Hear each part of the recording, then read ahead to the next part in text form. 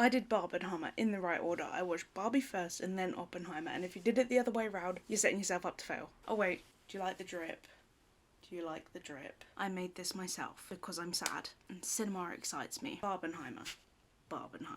I have so much I want to say about both films. In this part 1, I'm going to talk about Barbie, how much I loved it, how much I also maybe didn't enjoy it as much as I wanted to enjoy it. We'll go into it. If you're interested in hearing my opinions about Oppenheimer, I'm going to do a part 2. If you want to hear a sneaky story time about how I met Christopher Nolan, check out my Oppenheimer video. It's the 22nd today. I saw both the films yesterday, and I've got a lot to say. Barbie, Greta Gerwig. I love Greta Gerwig. I have loved Greta Gerwig ever since I first watched Frances Ha. I loved Lady Bird, I loved Little Women, I loved Barbie. All in all, Barbie was so fun and such an enjoyable watch. I loved it. I didn't not enjoy it. I had fun watching it and I would watch it again. I wouldn't necessarily watch it again for the story. Here's the thing, the movie has great intentions. It's very focused on the aesthetics and the spectacle. That's pretty obvious, I think we all knew that. But it's so unserious that the serious moments, in my opinion, fell short and felt really forced. If you're gonna commit to a message, like commit to it. And with the message that Barbie was trying to tell, it felt like there were some moments that just missed the mark slightly for me. Okay, so rewind. I didn't enjoy the pacing of the film. It felt like there were some moments that we lingered on for too long that didn't really deserve the time. And then there were other moments that really warranted spending more time on that just felt really rushed. And then I felt like there were moments that we really needed for the story to work that just didn't happen at all. Okay, I love the fact that it's unserious and it's fun and it's funny, but I felt like it was so unserious in times where it needed to be more serious that the actual serious moments really did fall short. There were some really quite emotional moments in this movie that I really appreciated, because when I was watching the movie it kept making me think of Phoebe Waller-Bridge, how she said when you make the audience laugh you make them more vulnerable, so the more emotional parts can really hit harder. She said some variation of those words, but that's what she meant. If you've seen Fleabag, you know, she will make you laugh and then she'll make you cry. And I felt a lot of that energy through Barbie. Greta's really trying to make you laugh, and then there's this undertone of this really serious message. So I did like that, but I still feel like it missed the mark just a little bit. I was very conscious when watching it that it's not just a female audience watching this movie, there is a male audience watching as well. As a screenwriter, you have to think about all your audiences and like the message you're putting out and how that message is received by all the audiences. Obviously you have a target audience that you're trying to reach, but you have to cater to the fact that other audiences are going to watch this movie as well. And when you've got a movie like Barbie, knowing a male audience was watching this movie as well, I couldn't help but think that the movie was kind of not mocking itself so much to the point where it's mocking the message it was trying to send. It was being unserious to the point where it didn't justify the more serious moments, or the serious moments felt more forced, so that when, for example, the mum has her monologue about what it's like to be a woman in the real world, and I'm sitting there like, yes, clicks for you, I can't help but think like men are gonna hear this and just switch off, especially because like the issues that she was talking about in her monologue, like we don't really see those issues at all in the movie, so that's why it feels very forced, and it feels like she might as well be speaking to the camera because she's breaking the fourth wall. And even though the female audience is like, yes, pop off, it felt so forced. I just feel like it wasn't earned. I know that Barbie is a fun movie and it's trying to make light of the female experience. I feel like the movie could have got away with being a bit more brutal with how the women are treated in the movie. I know. Not that we want to see it, because we know and we feel it all the time. I feel like in and of itself the movie needs to show that to the... Because, okay, I hated Will Ferrell's character. I feel like I love Will Ferrell, Pharrell Williams. Will Farrell. I love Will Farrell and I love his performance, but the movie didn't need that. There was no real villain in the movie. The villain is made out to be men. Obviously, there is an audience out there where they're like, this is so anti-men, I feel so targeted, it's not necessary, it's not needed. It's not that far. I felt like there were no stakes, there was no real conflict. Of course, there was the conflict between the Barbies and the Kens, and somewhat of a conflict between Barbie and Mattel, but there was no real stakes. When Barbie first goes to the real world, she has this desire, this want to find her child and to fix the problem and make her life perfect again. But when she goes there, she realises her kid hates her, and that's that. And later on in the film, we find out that it wasn't the kid that was playing with the Barbie, it was the mum. And the mum was lonely and depressed, and that's why Margot Barbie was the way she was, and she wasn't perfect anymore because she was feeling the same emotions and the memories of the mum. But then I feel like that was never really brought up again. So we have that conflict where it's like, how can we make that better? And then you also have the conflict of Mattel being like, Barbie can't be in the real world because it's disruptive and everything's gonna go to shit. But it's never really explained why Barbie being in the real world is bad. Like, I mean, there's no stakes. There was no like, oh, if Barbie stays, there's gonna be a rip in the space-time continuum. Where did I pull that out of? I have no idea. The portal between the two worlds are gonna tear. You know, there was nothing like that. There was nothing like that at stake. So Barbie being in the real world, there was no real issue. The conflict where Mattel and Will's character, I'm gonna call it Will's character because I can't remember the character's name,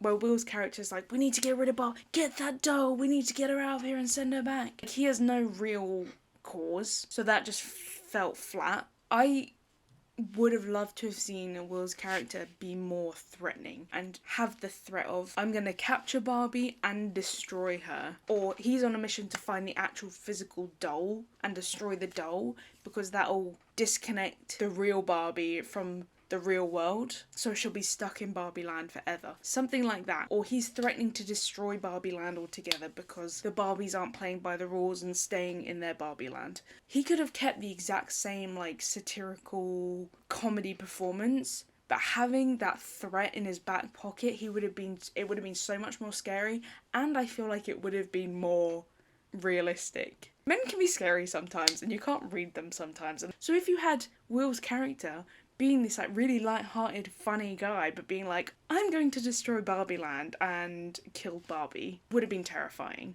but would have kept the same tone. It just felt like the whole Mattel Will's character, his whole story, like, it just didn't feel necessary at all. But I would have just loved to have seen more at stake. I also feel like it would have been great if the way the Kens ended up treating the Barbies when Ken took over and made Kendom, I wish they treated the Barbies more realistically. And I know it's meant to be fun, and the fact that they're making them dress up like maids and serve them beer and just laugh at their jokes and rub their feet. Okay, yeah, I get it, that's fun. But I would have loved to have seen at least one Ken make the most outrageous comment to a Barbie and then been like, I don't know why I just said that. These types of things are being said to and being done to women in real life.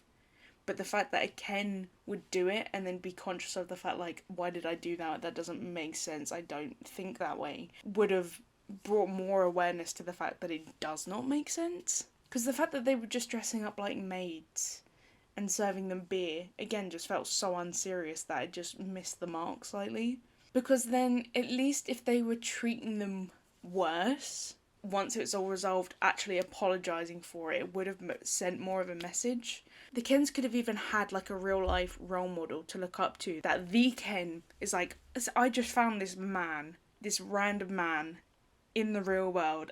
We need to be more like him because he's got power and he's just this absolute dickhead. And they are just copying everything he does to the point where they're like, why are we actually doing this? It just would have been more effective. Even if that random man was Will's character, I just would have loved to have seen Will's character, like I said, be more threatening and be this like really visually light-hearted man, but saying the most outrageous, out-of-pocket stuff, being really threatening, and then the Ken being like, This guy's great. Like, he's got our sense of humour. He's got our sense of everything's great and bubbly. Let's follow his lead. And the Kens start repeating it, but not really knowing why they're repeating it. And the Kens are like, yeah, I don't really know why I said that, but he's saying that, so it must be okay. And then, like I say, at the end, after the conflict between the Barbies and the Kens are resolved, when the Kens apologise to the Barbies, it would have made more of an impact. Because, like, I would have loved to have seen the Barbies and the Kens actually come together to defeat a bigger evil, being Mattel. I know Mattel, they're not their brand. I have a point to this. I know they can't go against their brand and be like, yeah, our brand is run by a dickhead, so they don't want to paint that image. And they don't want to turn the audience against Mattel. I've got a point to this. I love the movie, but I've got my screenwriter cap on, so I'm thinking about the story as a solo thing. I really didn't like the fact that at the end everyone starts resolving the issues and it's just like this really drawn out scene that just feels awkward, and I felt very taken out of it. I felt like it was shot in a studio and there were just a bunch of actors standing around. I could visualise where the cameras were, and the fact that like Will's character just walks in with all his entourage, like the whole conflict of Barbie being in the real world just left the picture and he didn't really care anymore. There was no point in him being there. There was no point in Mattel being in Barbie Land at that point. So I would have loved them to be more evil, because they're trying to be evil, but they're just not going far enough with it. So if Will's character and his entourage were actually evil, and at the end the Barbies and Kens have to come together to defeat him and get rid of him and save Barbie Land, it would have been such a more effective ending. There was also this massive plot hole. The entire conflict of the movie with Barbie being in the real world and Mattel trying to kick them out of the real world and return them to Barbie Land, and the ending, there's a huge plot hole. They just don't, they conflict each other. They contradict each other is the word I was looking for. Again, Mattel are like, Barbie needs to go back to Barbie Land because otherwise everything's going to go to shit. We need to make sure she goes back there. There's no real conflict. They don't really do anything. They just go to Barbie Land themselves. They meet up with Barbies and the Kens. They witness Barbies and Kens making up.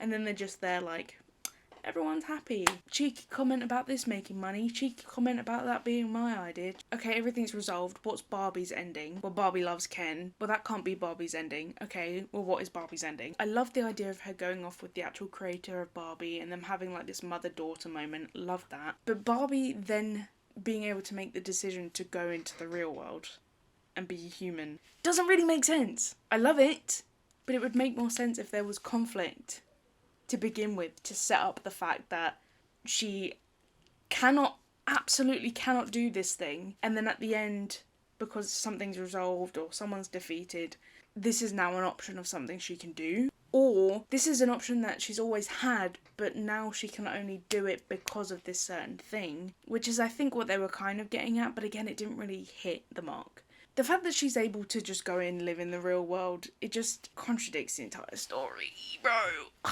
I hate that it did, because it took me out of it. I get why they have Barbie being a real woman. Love that. I love the idea that the mother pitches this idea of having a new Barbie being the every woman, and that's what she becomes. And they've executed it well enough, but it could have been better. There could have been more to it. It would have been really cool if Margot's Barbie got the opportunity to actually physically hold her doll, or if that was incorporated in a way where she had to save her doll, protect her doll. If the mother who had been playing with the doll had the opportunity to be like, here's your doll, you have it, it's yours, this is you.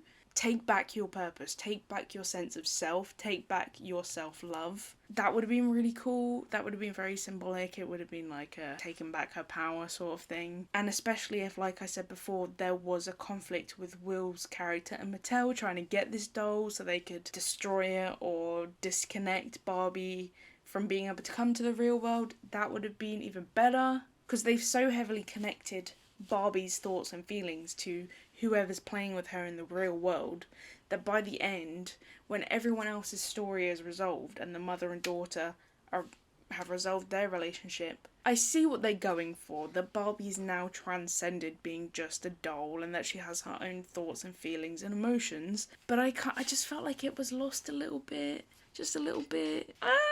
Don't get me wrong, I loved it. I loved the idea. I loved the thought behind it, but the execution just wasn't there for me entirely. And that's why I feel like if they had the actual physical doll, it would have made it hit a lot harder. Because after the mother had her monologue about what it's like to be a woman in the real world and all her thoughts and emotions and feelings about the situation, but like these thoughts and feelings will never go away because that's what society is. She then had a moment like, this is the physical plastic representation of you. Take back your power. As long as you have your self-purpose and your self-love, that's all that matters. And then Barbie would have had this moment with the physical doll, and then she would have been able to be like, I don't want to just be a doll anymore. I don't want to just be this plastic doll anymore. I want to be a real girl. And then she would have had the emotional moment with the mother of Barbie, and then that moment would have stuck more. You can stay here and be the perfect Barbie in the perfect world now that everything's resolved and we've defeated this evil conflict thing. And again, it would have had to have been set up a bit more about the conflict and the stakes around Barbie actually being in the real world. But they could have even had just like a small gesture or something she would have had to have done with the physical Barbie to like disconnect herself from the Barbie.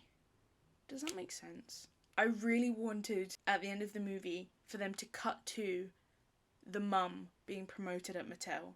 At the beginning, she's shown as just like the receptionist, and it's referenced in the movie that she works at Mattel and oh, that's my boss. But there's no real conflict with her, like she didn't really need to work at Mattel at all because it's never really mentioned or used. Like the only reason she's got the Barbie is because it was her daughter's Barbie, and she was just designing these depressed Barbies for the sake of expressing her feelings. There was no mention of how or why these designs could have been related to Mattel. There was no real conflict of like, oh, you could lose your job because you're helping Barbie, you're gonna lose your job.